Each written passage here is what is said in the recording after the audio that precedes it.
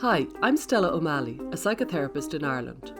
And I'm Sasha Ayad, an adolescent therapist in the United States. Through in-depth interviews, personal stories, and psychological exploration, we probe the gender landscape within contemporary culture. And we consider the implications of prioritizing personal identity over other aspects of the self. This is the thinking person's take on gender. Join us as we look at gender from a wider lens. So we are here again with Miss Sara Stockton for our new series about dinner party conversations about gender, which I can say is often very challenging in our real lives and our personal lives if we want to try and explain the gender debacle in a few short sentences. How do we do that? So we figured we'd ask our very smart guests how they do it. So Sara, do you want to start us off? Do you have any ways that you communicate about this in the real world? So, yeah, it's a newer thing that I'm talking about, right? So it is where I am in my life. I have a world in which I can't talk about it. I don't talk about it. I don't talk about it on my social media yet, just because I am afraid of getting fired from universities and stuff like that. But I have had to talk about it more recently. So this is what I usually say. And I think that people who know me know that I'm, again, pretty open around things and viewpoints and how anyone thinks is fine. So yesterday I was talking to a parent because we're having a parent meeting about the policy that was just passed. And I kind of went up to a parent that's one of my son's friends. And I was just like, I just wanted to ask, your opinion about this. Either way, if you think you're for or against it, like, you can just tell me to shut up, and I'll be fine with it. And I'll say, I'm having a lot of concerns about what's going on with kids and that it's being held away from parents and how they're being presented to kids. Do you know that this is going on in school? Do you know how many people are identifying as? Did you know that people are sharing, spaces together? And that's generally kind of how I've been talking about it. Had to bring it up.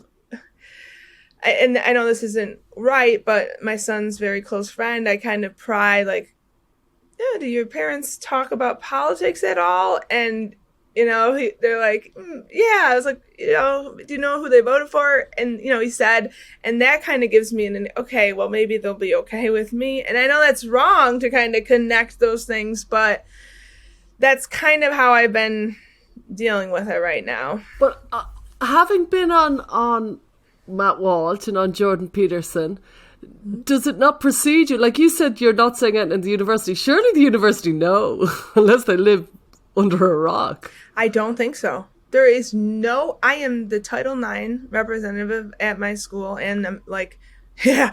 And my face is like, what? Yeah. Yep. There is. And you're a real traitor then, Sara. I am. And, I write about, I get transgender students. I'm, known as a trans mentor. So, I am a very safe person. So this is a very unique, weird thing. So, no. Now, I get emails internally. Every time I get an email in my inbox from a student that has watched it, but no administrations. And I can promise you they would have said something to me. And then I work for the school that trains therapists to give letters in one session. And they do not know yet, because I do not think I would be employed by them. So I'm curious then, to kind of keep it on the theme of communication. Yeah. So you've asked a mom, do you know that this stuff is happening? And that opened up a conversation. You try to assess someone's political affiliation to give you an indicator of if they're open or not. And then I'm curious, when you get student letters, what's the nature of those letters and how do you communicate with those students? Are they letters where they're criticizing you, or are they letters agreeing with you, or what's the nature of those types of letters? If you could share a little bit about that. Yeah, I think going into this, and I'm again just starting, I have never received a bad letter yet. Yeah. So Okay. I don't know what that is like. I mean, I've got a couple die transphobes on Twitter, but like someone who's taken time to like trash me, I don't have. Yeah. So, but like I do have communications with my interns that are in my practice because I don't expect them to be like me, and I have had to kind of let them know where I'm at throughout this process and what implications perhaps being connected to me could be. So there are I do have a lot more professional conversations around it. Yeah. Okay. I'm Do those go well in your experience? Yes. And what do you say? Well, I think again, people know me for being in the field already, so I think that I'm speaking about it is, they tend to listen. A lot of people share my concerns, but don't know what to do about it. That's primarily like, yeah, I see it. I don't know what to do. So, this parent thing, I want to speak up. I am going to speak up, but again, I'm trying to balance. I don't want any retribution on my kids at school for having this. I mean, we have a different last name that helps a little bit, but that is something I get concerned about. We just did an interview that went out today with a woman named Kate Parker, who's been in education for many years and also has a trans-identified kid. And she kind of talks about like how to approach this school in a cooperative way. Mm-hmm. And I think, from what I remember in our discussion, the fact that you are an expert in this field actually gives you a lot of credence, and you could always approach it from like, I know the school policy is probably really well intended. However, as someone who's worked in the field of transgender care for like X amount of years, I think what would be more helpful is this, because maybe young kids can be confused about these things. Like, I think speaking with a sense of authority, because you have some authority to talk about it, is probably helpful. I did. But... it does. I did, because I was concerned. So I called the school and I said, all right, the boy who's now identifying as a female, where is that kid going for the puberty talk? Do you realize what dysphoria you're causing to put her into the puberty with the puberty she'll never have a period? So yeah, I mean, I've been concerned because again, we're so affirming at school, and little do they know how much increased issues that could be. And you're not prepping the kids. Again, I said, you're not telling kids that this person is trans. Like, someone went and was handicapped and was in a wheelchair over the summer. We would sit down and explain to kids what's happening. It's nope, this is just what it is, and we don't even talk about it. So yeah, I've asked the school, like, can we, like, what are the resources? My daughter, I'd need help. My daughter is 6, and she was just talking to me in the car. She's like, Mom, I just don't understand, and her stepsister's transitioning from female to male. And so my daughter wants to be called a different name, and she just is like, I don't know what's going on. And it's like, if at 6, a boy isn't a boy and a girl is a girl, like, what is concrete for her at all? Like, I don't know. And so it's very, and I get language from therapists. Well, just tell kids, they understand. Well, I don't understand what we're talking about. So no, they just accept words. That does not mean they understand and comprehend. And so it's very scary. Again, I tell people, why does a 5-year-old not commit suicide? Because they don't know that they can. That's the only reason. The only reason why they don't is because they don't know it's an option. So now 6-year-olds know that this is an option. I can be born wrong. I could change. I don't need to be this. And that is developmentally really damaging. So those are more of the conversations that I have. And ironically, the furry thing comes up here a lot. And so usually we can have conversations about, hey, what do you think about that distraction in class and what is going on? A couple of things just you raise.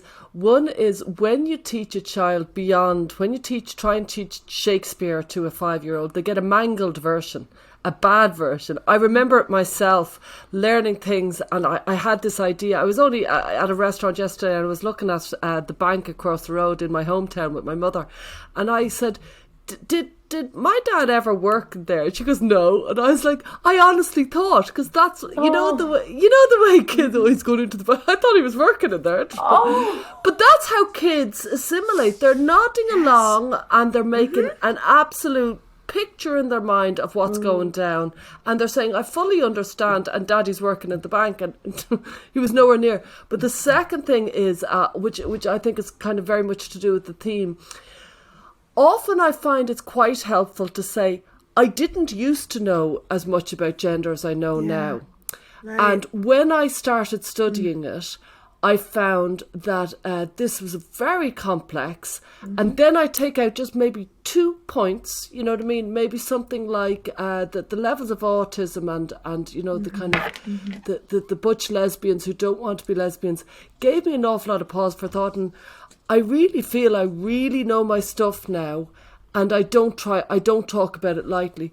So I kind of position, I give the I didn't used to talk. And the reason why is exactly why you're in that position in the college, and you can say confidently, they don't know, they haven't listened to me, is because so many people haven't done their homework. They will identify with that. When you say, I didn't used to know, they'll kind of think, I don't actually know. It gives them freedom to say, well, I don't actually know much about it. I presume it's all fine, isn't it? If you follow me. And it's really what's scary is, even like today I was thinking about like what you don't know, right? Like that's always the defense back, is like, maybe I just don't know it. Maybe I'm wrong. Maybe it's just something I'm not getting. Maybe I'm, that's the mind thing that I keep struggling with when I feel like I'm the minority, of like, maybe I'm missing something. Like maybe I see the world wrong. That's how it operates, right? I mean, there's a very condescending way of saying, like, well, you need to educate yourself about, your own biases, for example. Like, that's often said, which, like, look, I think there's a really important place for that, especially in therapy. I'm not discounting that we have biases. But that's how the whole gender affirmative world works. It's like, if you don't agree, it's just because you don't know enough, or you have a bias, or you have something wrong with you. But I think what Stella's saying is so powerful, because it's like, well, I didn't know before, and I studied carefully, and now I know. I don't know everything about everything, but I know 1 or 2 things I have definitely, certainly understood now. And I love that. And I think that's good for me to hear, because, to be honest, I guess I haven't been prepping myself or really thinking about how to do it casually. I just have assumed I'm going to do it academically and speak and write speeches and podcasts, and there probably needs to be more of a importance and comfort with the casual conversation of this. Yes. Right? That's what this series is about, because I think we can all feel really intimidated in our normal lives talking about this, and so we wanted to just like brainstorm ways that we can become a little bit more brave and confident when talking about this. So thank you for sharing your experience here. It was great. Absolutely. Really great. Yes. Thank you. Thanks for joining us this week on Gender, a Wider Lens. Listener support means a lot to us. If you enjoy the show, please like and subscribe on iTunes and leave a review. For more information, visit widerlenspod.com. There you'll learn about joining our listener community, how to contribute to our show, and where to find us on social media. Our discussions are for educational purposes and are not intended as a substitute for mental health services.